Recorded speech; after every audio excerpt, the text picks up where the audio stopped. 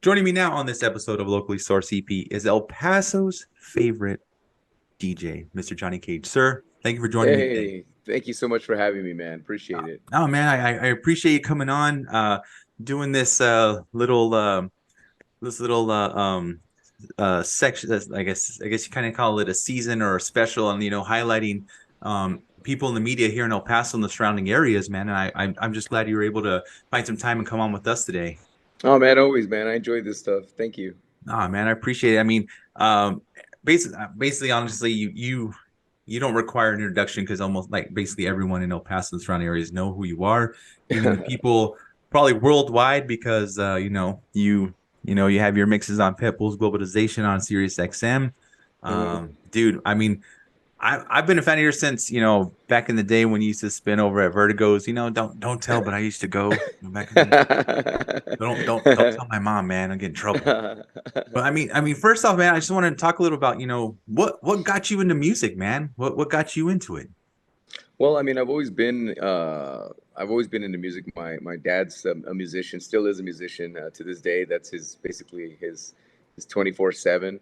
And I grew up with my grandparents, so it was always music every weekend, rancheritas on the AM stereo on top of my grandma's refrigerator. So really, that's where I can say that interest kind of started getting music started getting my interest. But then as I got older, I kind of just started listening to different styles of music. My dad, like I said, is still a musician, so I used to be his roadie for a while with his band.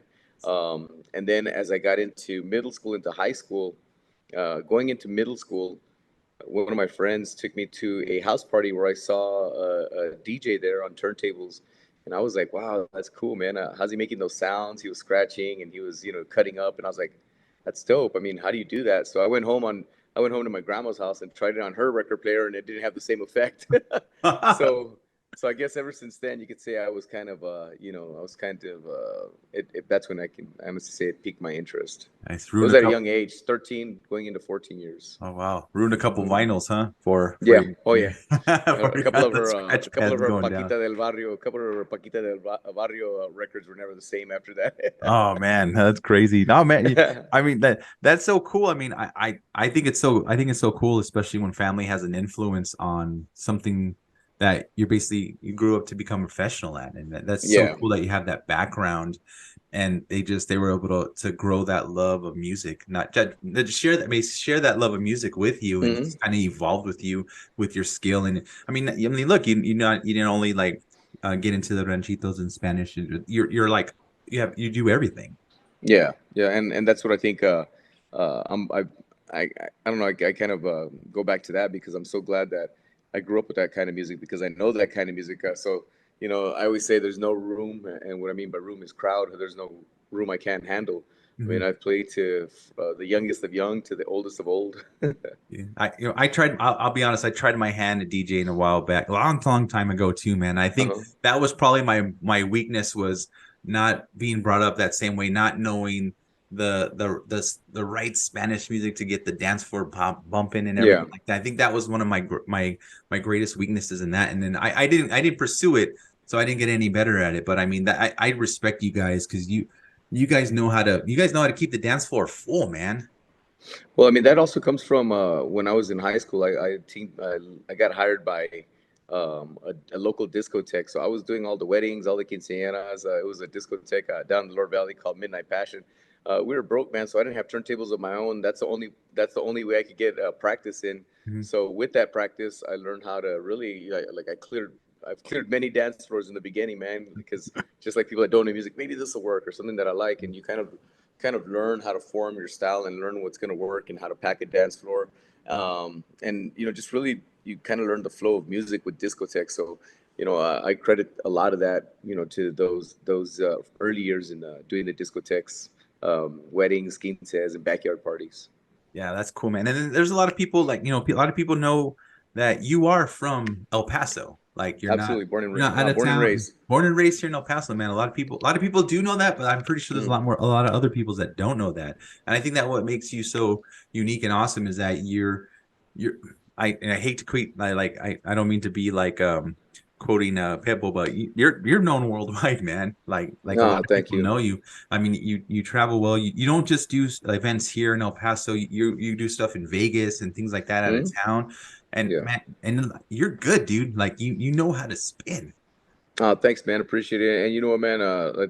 I still practice to this day, man. I'm 30 years vested in this, and I still practice on a daily. Not only just on the radio, I have my noontime workout mix, but I mean, I have my little studio here at home, and I'll just jump in and mess around with records. And I mean, just got to practice. I remember Allen Iverson did an interview a long time, ago, and he was saying practice, Yeah. practice, practice. But that's the key, man. That's the key. I mean, you gotta master your craft. Yeah, man, that's cool. I mean, you right now you are like I said, you're on right now you're a 104.3 Hit FM in the morning Hmm. show, correct? Yeah, I've been with the station 22 years, going on 23. On the morning show, I believe we're going on what 13 years actually doing the morning show. But yeah, every weekday from 6 a.m. to 10 p.m. on 104.3. Oh, that's cool, man. Yeah, I've been a long time listener too, man. And I know I was just one of the things I wanted to talk about was a little like want to I kind of it kind of like relates to this show. I started this show during the pandemic to help Hmm. some family members and friends out that had like restaurants and things like that, food trucks. But you also were also helping everyone out during the pandemic. Talk a little bit about the lives from that very kitchen you're sitting in, man. Well, you know what, man? I mean, this is where all the magic happened, and I can honestly say this: it was without it was doing things from the heart, doing things to get, to also cope like a lot of people were. We were, my wife and myself, and it was our dog Roxy. We were just here looking at each other, twiddling our thumbs. And just one weekend, I said, I'm going to go live. I mean, I had been going live during my noon mixes on the radio. Mhm. So I was like, you know what? I'm just going to play some music. And the first night I started playing music, it was a Friday night. I'll never forget. And I was just, set up my phone as my camera, nothing spectacular. Everyone's like, "Do you guys have all this fancy stuff?" I was like, "No, it's my telephone, dude. It's my cell phone. Are you crazy?" Just DJing, and then all of a sudden, my now wife tapped me on the shoulder and she's like, "Are you looking at how many people are watching you?" And I'm just like, I really wasn't paying attention because I really do get lost in music. Mhm. And at that time, when I looked up, it was like 5,000 people watching. I was like, "Holy smokes!" Yeah, Then all man. of a sudden, the light bulb went off, and I was like, "You know what? I'm going to do this. I'm going to entertain." I saw how people were interacting, and like, oh, I had people from California, Arizona, New York, East Coast, West Coast, Central. And, before we knew it, we grew it. And man, I mean, this is where all the this is, I can honestly say this kitchen changed my life. That's crazy, man. I mean, like I was a part of a lot of those lives, man. I mean, I was at home like everyone else, and just like you being able to do that and provide that like service to like everyone else. I mean, the I remember reading some of the comments in the during your live, man, and people were just like so grateful and like especially if you put on a certain jam, people would comment, "Oh yeah," and Yeah. it was just great, dude. I mean, you play that those few jams and just your chat would go crazy. Well, that's the beauty of music, man. It brings us all together, and honestly, that's why I love music so much, man. I mean, it brings out the best in us. Sometimes it brings out all the emotions, and exactly, I mean, when seeing the interaction between everyone on the chats, and I literally still to this day I have thousands of messages that I never were able to answer because I mean it was just so many people. I mean, so many people just from all over the place, and then we started getting people from overseas that, a lot of our service members that were stationed other places. And Mm, oh man, I feel closer to home. Thank you. In reality, we were trying to cope ourselves. You guys were keeping us sane while, a lot of people were saying, hey, this is great for us, And in my mind, I'm like, man, if I can take people's minds off you know, the trauma that we're going through, because we were, in basically we were treading through untreaded waters that we didn't know what to expect. You had a president telling us that it was going to be over in 2 weeks, 3 weeks, a month. I mean, here we are, a couple of years later, and we still have cases of COVID. yeah. So it was definitely a coping mechanism for us as well. Yeah, man, and I know this sounds like I don't mean to sound cliche, man, but I personally want to thank you for providing that for us because I Oh, mean thank you, man. that was it's just so awesome for I mean you didn't have to do that, and then I know you did it like just to because you were I know kind of bored, but I mean and you kept doing it, and that just like was something that you gave back to us, and I want to thank you for that because that was so Oh, thank you, man. That's just the love of music, man. It's sharing music. It's what I've always done, and my passion for music. It's awesome, and just seeing people. just forget about all the troubles that we're all facing. People were losing their jobs. Yeah. You know, people were, unfortunately, we were losing loved ones. So if I could take their mind off it for a couple of hours, it was all worth it, and it was fun. Yeah, that was cool, man. And then you were able to do a couple of shows like they were kind of live at the Coliseum whenever kind of like drive-in style, man, and that was really Yeah. cool too. Yeah, we sold out coming out. We sold out three Noche de Juarez drive-ins at the Hmm. Coliseum. So basically, you know, you'd park your car and you could have people in your car space that were within your household. But yeah, that quickly didn't work out. Before you know, it was just a big party. I mean, and those were super fun, man. I'll never forget those for as long as I live. I mean, we met a lot of cool people, made a lot of friends, and honestly, a lot of us cool stories came from there. You know, where people come up and, hey man, you know, I was having a bad time, but you know, I had people. I mean, I have hundreds of messages of people say, you know what, I lost my dad, my mom, and one of the last memories that I have is when we were in our backyard during COVID, and you know they were dancing to your music because you were playing old stuff, Yeah, rancheritas, and making them dance. You know, but yeah, that stuff is um, that's very very. I hold those messages dear to my heart. that's so cool, man. I mean, again, man, I can't express how much that was so cool of you, and how Thank much you. I think that you had an effect on El Paso and just helped us all out, man. Thank you, man. I appreciate it. You know, and honestly, you guys were helping us out too, because me and my wife were here at the house, and we're just like, oh, you know, we're okay. And that was our fun. Like we looked forward to the weekends. You know, we'd get our, you know, she'd be like, I'm gonna make this drink, and I'm gonna do this, and we're gonna have fun, and she'd be cooking in the background. Yeah, I You know, remember. yeah, it was burning a couple of corn dogs here and there, but it was good. That was cool because It I was like it too fun. because she'd be in the background doing stuff, serving a drink and having fun Yeah. herself, man. And I think that's what helped it out. So what made it even better was you both were having fun doing it, and that was so Yeah. cool. Yeah, she definitely had a lot of fun, and then she was my bottle girl, and I think the one that benefited the most out of the live streams was our pup Roxy, man. She became really famous. All the kids. It's funny. I have such a big you know, following with the little ones, man. Which I'm like, wow, that's crazy. You know, I'm an older dude, and these kids like me, and they're like, "Where's Roxy? How's Roxy?" That's the one thing I always get is, "How's Roxy Nice. doing? How's Roxy doing?" It's not how's Johnny doing. It's how's Roxy doing. How is Roxy doing? She's good, man. She's around here running around. That's cool, man.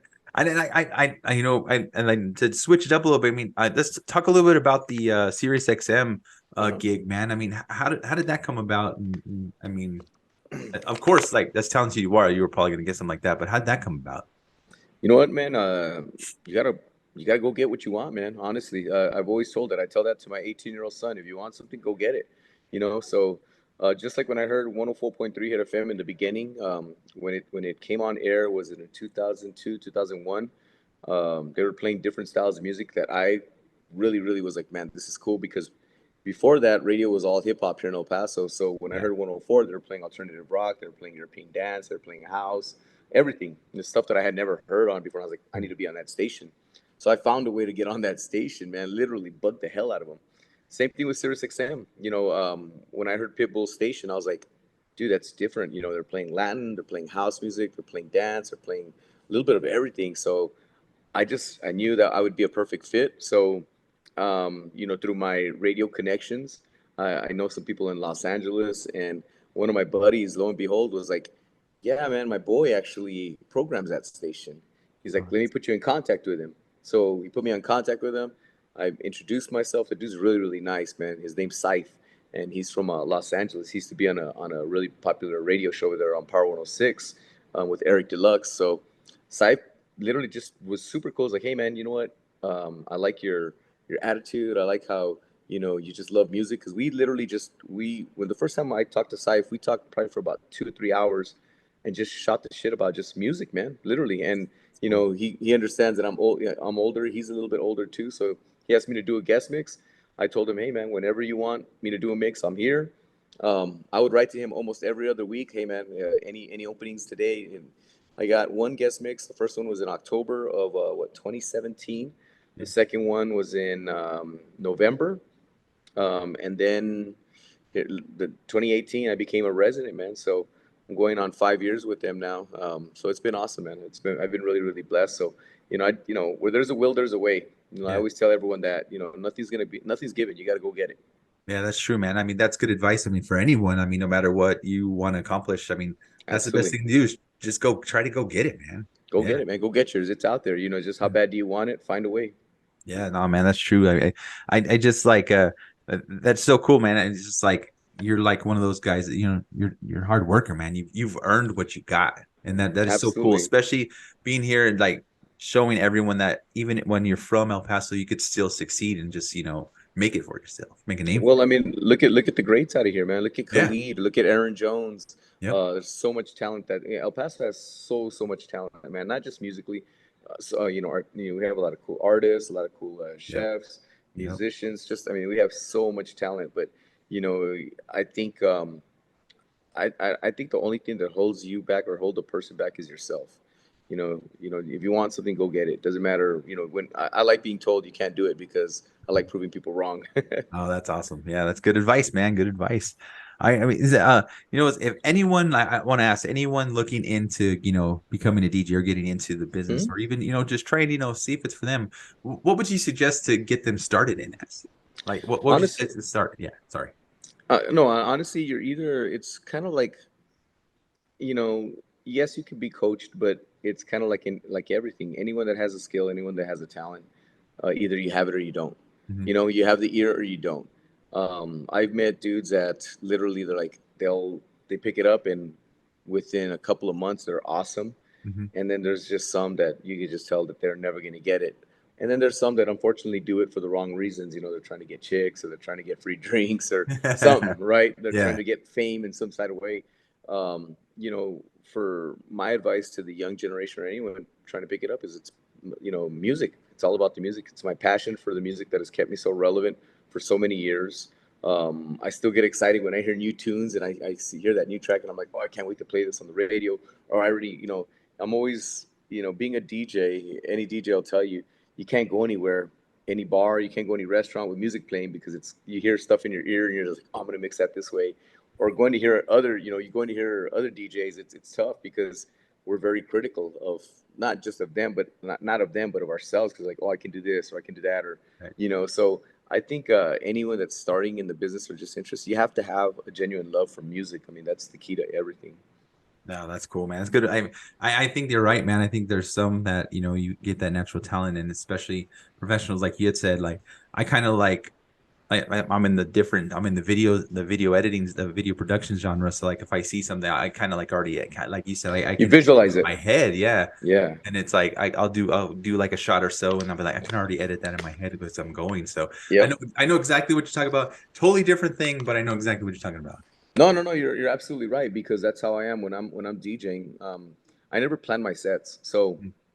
for festivals, events, radio, I start with a record and I go from there. But what I do know is that I play a song because I'm already three songs ahead. So I already know what Yeah, direction I'm going in. right. I already know what's coming up next or where I'm leading into. If I'm going to go into classics, I'm going to go into old school, or I'm going to mash it up with some rock or something. So I always have that It's like I always say, it's like a robot, man. Like in my brain, I'm already thinking three or four records ahead. Oh, cool, man, cool. And then I know you still do stuff here locally. You do stuff out of town, things like I said mentioned earlier. You do stuff like in Vegas and things like that. Yeah. Where can people follow you or find you? To find out where you're at, like if you're at a party here locally or something like that. Yeah, yeah. You can follow me on Instagram at KAGE915. Of course, that's my main page. I mean, it's funny is I just found out there's a whole bunch of fake pages of mine. I'm like, oh man, Oh man, really? some people have too much time on their hands. Yeah, We need to but get that no, no, check no. mark, man. We need to I get know, that check right? mark for you. The official one is KAGE915. That's on Instagram. On Facebook, just Johnny Cage because I have my Facebook and then I have my fan page. So I'm pretty active on both of them and there and on Twitter at Johnny Cage. Nice, man. Oh, but I'll make sure I put all the information in the description below, man. That way we can hit you up and see where you're at. Like maybe on the weekends or next time you're Yeah, staying someplace cool, man. I'm always pushing events, man. I'm always pushing that and helping out my other friends that are throwing events because I'm a firm believer that we can all grow together. So it's cool, Yeah. man. Helping out a lot of cats and seeing their potential and how their careers pop off. And you had a couple events coming up too, right? Yeah, you know what? Since then, I mean, not only do I DJ, I mean, I'm also throwing a lot of events and festivals. I have our Sali Limon Festival, which this coming year will be our third one. So it's pretty awesome. This last year was a huge success. Then, of course, I still do my Noches de Juarez. Those are usually at random places. I've been doing them at Rubik's Arcade Bar lately.